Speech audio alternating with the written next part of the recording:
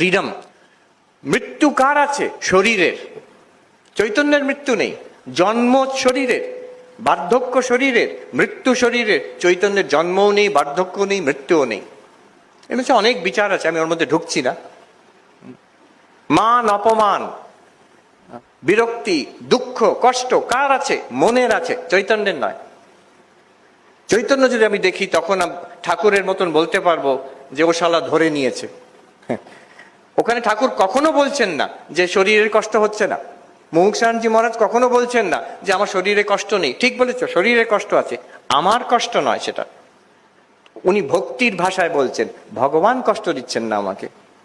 এই তো শরীরের নেচারের একটা প্রকৃতি, চলবে এটা।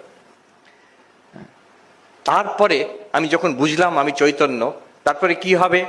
অনেকে প্রশ্ন করে, আচ্ছা বুঝে নিয়েছি, এরপরে কি হবে? এরপরে অনেকে ভুল করে, যে এখানে ভাবে, একজন আমাকে চিঠি লিখছে যে এই কিছুদিন আগে হলো, একটা আননোন নাম্বার থেকে কল এসছে, আমি তাকে টেক্সট করলাম, হু ইজ দিস? জবাব এলো, আমি ব্রহ্ম। আমি ব্রহ্ম, কিন্তু এই শরীরে আমি ডক্টর সাহা। আবার অনেকে লেখে যে আমি বুঝে গেছি, তো সাইন করছে ওয়ান কনসিয়াসনেস ব্র্যাকেটে অমুক অমুক ডক্টর পাত্র, এরকম লিখছেন তেমনি করে। ওইটা করার দরকার নেই। আবার এই শরীরের অনুভব হবে, আবার যে আমি এই জীব সর্বপ্রিয়ানন্দ অনুভব হবে, এখানে একটা অহং বুদ্ধি আছে, এটাও অনুভব হবে। ঠাকুর তারপরে ঠিক নেক্সট পয়েন্টটা দেখুন কি বলছেন, কি অদ্ভুত লজিক, একটার পর একটা এখানে উঠে আসছে।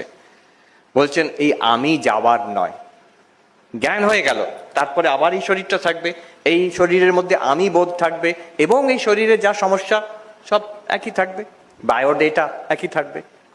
সেখানে বলার উপায় নেই আমি ব্রহ্ম। তখন কি হবে? ঠাকুর বলছেন 2 নম্বর পয়েন্ট, 2 রকম আমি আছে, একটা পাকা আমি আর একটা কাঁচা। আমার বাড়ি, আমার ঘর, আমার ছেলে, এগুলো কাঁচা আমি। আর পাকা আমি হচ্ছে আমি তার দাস, আমি তার সন্তান, আর আমি সেই নিত্য মুক্ত জ্ঞান স্বরূপ। এই যে আবার আমি বুঝে নিয়েছি অদ্বৈত তত্ত্ব, আপনি বললেন আমি বুঝে নিলাম।